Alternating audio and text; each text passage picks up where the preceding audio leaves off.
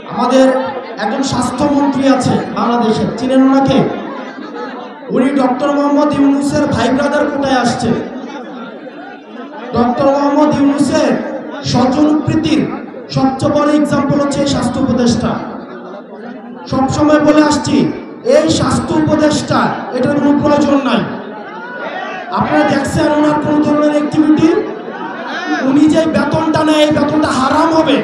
এই স্বাস্থ্য উপদেষ্টার অনীতিবিলম্বে এই জনগণের যে টাকা পয়সা নিয়ে উনি বেতন দিছে সেগুলো রাষ্ট্র কোষাগারে জমা দিয়ে ওনার অনীতিবিলম্বে পদত্যাগ করা উচিত। আপনারা গতকাল দেখছেন লাশের উপর দিয়ে এই আওয়ামী ফেসিবাদ আবার তারা রাজনীতি করার চেষ্টা করেছে।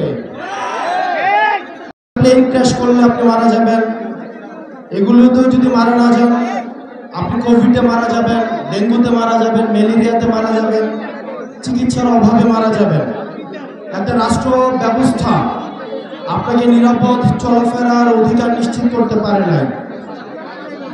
বাচ্চারা ক্লাস করছে, স্কুলে গিয়েছে, সেখানে আমাদের দেশের বিমান বাহিনীর বিমান সেখানে প্র্যাকটিস করছে। মানুষের জীবন বাংলাদেশের এস্টাবলিশমেন্টের কাছে প্র্যাকটিসের বিষয়। এই যে অবহেলা, এর দায়ভার অবশ্যই এই বাহিনীকে অবশ্যই নিতে হবে। আমরা দেখলাম মাইলস্টোনে বিমান ক্র্যাশ হয়েছে, তারপরে সেখানে শিক্ষকদেরকে এবং শিক্ষার্থীদেরকে সেখানে বেদমভাবে পিটানো হয়েছে।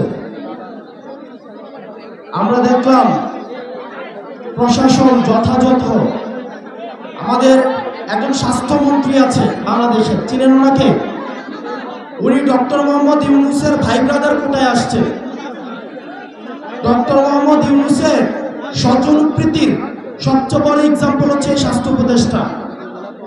সবসময় বলে আসছি, এই স্বাস্থ্য উপদেষ্টা এটার কোনো প্রয়োজন নাই। আপনারা দেখছেন ওনার কোন ধরনের অ্যাক্টিভিটি? উনি যে বেতনটা নেয় এই বেতনটা হারাম হবে।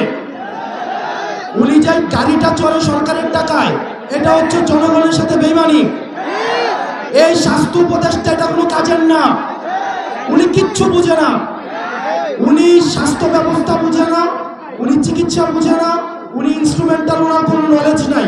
ওনার একমাত্র যোগ্যতা উনি গ্রামীণ ব্যাংকে ছিল এবং ডক্টর মোহাম্মদ ইউনূসের উনি খুব কাছের মানুষ, এটাই ওনার যোগ্যতা। এই স্বাস্থ্য উপদেষ্টা লইয়া আমরা কি করিব? এবং দুঃখজনক বিষয়, উনি নিজে চিকিৎসা করাইতে সিঙ্গাপুর যায়। এখন আমরা বললে তো বিরাট বেজার হয়, আমরা বললে রাগ হয়। উনাকে নিয়ে একবার কথা বলছিলাম, এরপর উনি আর আমাদের সাথে কোনো যোগাযোগ করে না। এই স্বাস্থ্য উপদেষ্টার অনীতিবিলম্বে এই জনগণের যে টাকা পয়সা নিয়ে উনি বেতন দিছে সেগুলো রাষ্ট্র কোষাগারে জমা দিয়ে ওনার অনীতিবিলম্বে পদত্যাগ করা উচিত। প্রিয় চাঁদপুরবাসী, আমরা অভ্যুত্থানের পরে রাষ্ট্রটাকে ঢেলে সাজাইতে চাইছিলাম, কিন্তু দুঃখজনক বিষয় আমাদের স্বাস্থ্য ব্যবস্থাও আগের মতো, আমাদের আইন শৃঙ্খলা ব্যবস্থাও আগের মতো। আপনি দেখবেন আমাদের দেশের সিভিলিয়ানরা কখনো হিরো হয় না, যার কারণে আমাদের এই যে মাহিরিন ম্যাডাম, যিনি এই মাইলস্টোন কলেজের 20 জন শিক্ষার্থীকে উনি উদ্ধার করেছেন, পরবর্তীতে উনি নিজের জীবন ওনার চলে গিয়েছে, উনি নিজে নিহত হয়েছেন। আমরা মাহিরিন ম্যাডামকে আমরা রাষ্ট্রীয়ভাবে আমরা যথাযথ মর্যাদা দিতে পারি না, এটা আমাদের ব্যর্থতা। এই সরকারের কাছে অনেক প্রত্যাশা ছিল, প্রত্যাশার পারও দিন দিন কমছে। দিন শেষে আপনাদের কাছে আহ্বান জানাবো, দলমত নির্বিশেষে আমাদেরকে ফেসিবাদের বিপক্ষে আমাদেরকে অবস্থান নিতে হবে। আপনারা গতকাল দেখছেন লাশের উপর দিয়ে এই আওয়ামী ফেসিবাদ আবার তারা রাজনীতি করার চেষ্টা করেছে। আমরা ফেসিবাদ বিরোধী রাজনৈতিক দলগুলো সুকাহত, যারা বাংলাদেশকে ধারণ করে আমরা সুকাহত, কিন্তু আওয়ামী লীগ যদি ফেরার চেষ্টা করে তাহলে এই শোক শক্তিতে পরিণত হয়ে এই আওয়ামী লীগের চ্যাপ্টার তো আমরা ক্লোজ করছি, ভবিষ্যতের উত্থানের যে কোনো সম্ভাবনাকে আমরা একদম নাই করে দেব। প্রিয় চট্টগ্রামবাসী, আপনারা সজাগ থাকতে হবে, বেশিরভাগ বিরোধী রাজনৈতিক দলগুলোকে ঐক্যবদ্ধ থাকতে হবে।